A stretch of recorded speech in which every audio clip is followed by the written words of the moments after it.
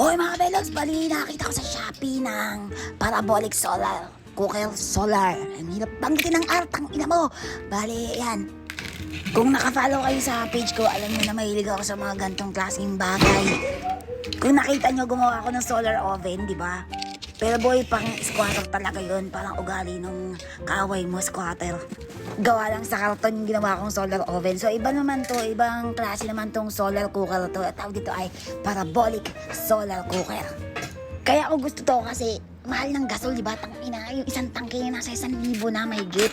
Kaya naisip ko talagang kailangan na magbago ng pamamaraan para magluto, para magsaing sa mga aking prinsesang aso. Kasi yung mga doggies ko, sinasaingan ko talaga yan araw-araw bigas nila. Bali, ito yung laman ng mga box, tsaka ito yung isang bag ng puro tornilyo, tsaka bracket. Yan ang laman niya, ng bigat. Pwede mo nang gawing deadly weapon, hampas mo dun sa kapitbahay mo, may